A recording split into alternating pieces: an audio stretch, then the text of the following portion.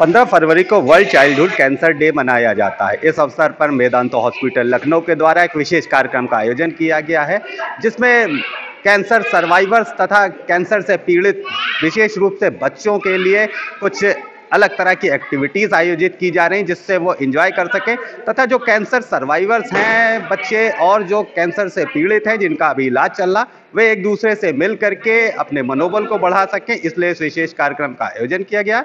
आइए आपको सीधे ले चलते हैं इस कार्यक्रम।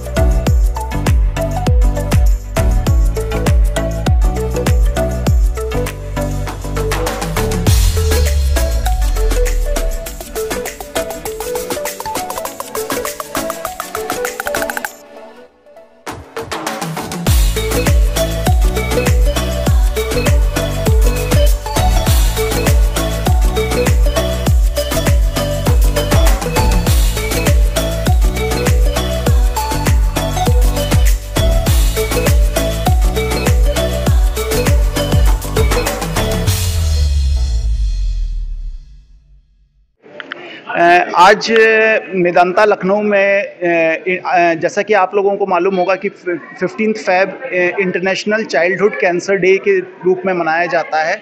और एक मेदांता लखनऊ की ये पहल थी कि आज जो हमारे कैंसर सर्वाइवर्स हैं, जिन बच्चों को यंग एज में ब्लड कैंसर से जो ग्रसित हो गए और वो आज एक कैंसर सर्वाइवर बन के एक नॉर्मल लाइफ जी रहे हैं, उन बच्चों के इस ओकेजन को सेलिब्रेट करने के लिए आज बुलाया गया था। और उन्होंने हम लोगों ने एक सोशल अवेयरनेस प्रोग्राम होल्ड किया था यहाँ पे, और एक प्लेटफॉर्म बनाया था जिसमें कि सारे पेरेंट्स जिन बच्चों का ट्रीटमेंट चल रहा है कैंसर का, और जो बच्चे सही हो चुके हैं कैंसर से, आपस में एक दूसरे से मिल पाएँ और उससे का हौसला बढ़े। और क्योंकि आज भी चाइल्डहुड कैंसर को लेके बहुत सारे टैबूज़ हैं हमारे समाज में, जैसे कि बच्चों का कैंसर कभी सही नहीं होता है, मृत्यु निश्चित होती है बच्चों के कैंसर में, ये सब धारणाएं बिल्कुल पूर्णतः गलत हैं। और इस कार्यक्रम का आयोजन करके हम यही प्रूव करना चाहते थे कि childhood cancer is curable when treated early.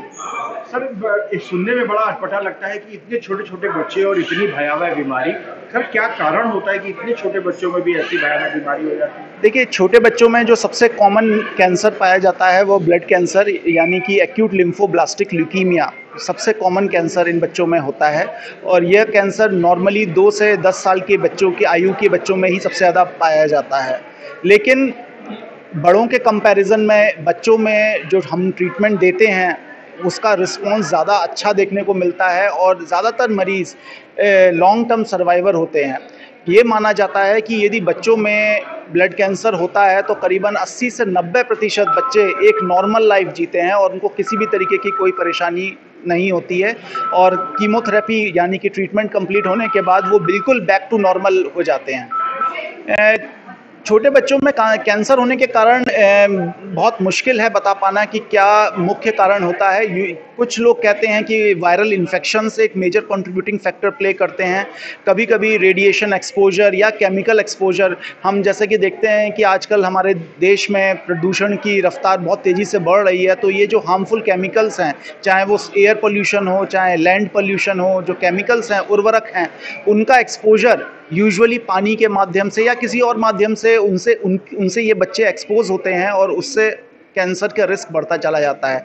कुछ लोग कहते हैं कुछ कैंसर्स जैसे कि लिम्फोमा कहा जाता है कि वायरल इन्फेक्शंस के बाद बहुत कॉमनली देखने को मिलते हैं। कोई वायरल इन्फेक्शन, जैसे कि एक वायरल इन्फेक्शन होता है EBV इन्फेक्शन, उसके बाद ये कैंसर काफ़ी कॉमनली देखने को मिलता है।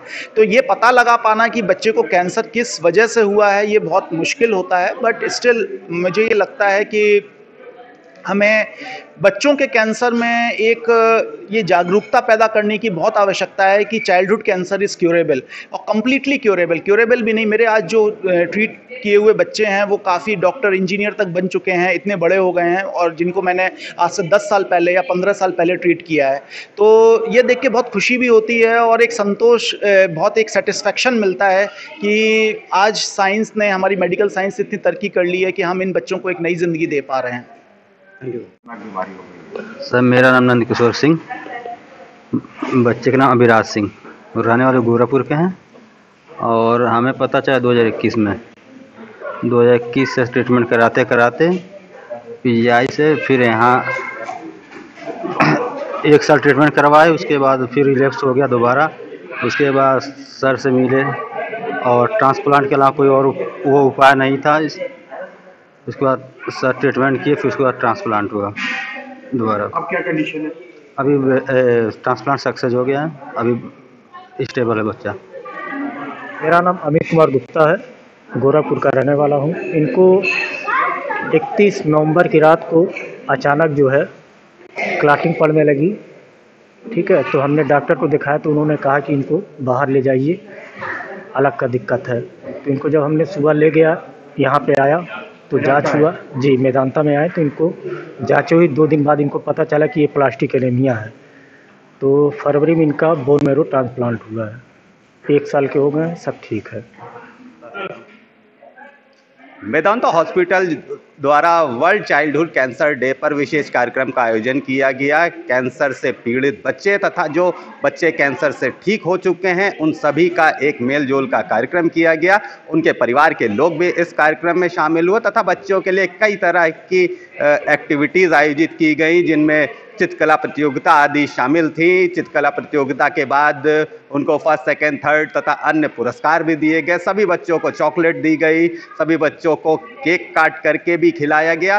तो इन तरह के इंटरेक्शन सेशन किए गए जिससे बच्चे तथा उनके माता पिता कुछ अच्छा महसूस कर सकें और जो बच्चे वर्तमान में कैंसर रोग से पीड़ित हैं वो उन कैंसर से ठीक हो चुके बच्चों के माता पिता तथा उन बच्चों से भी मिल सके, जिससे उनका मनोबल कुछ बढ़े।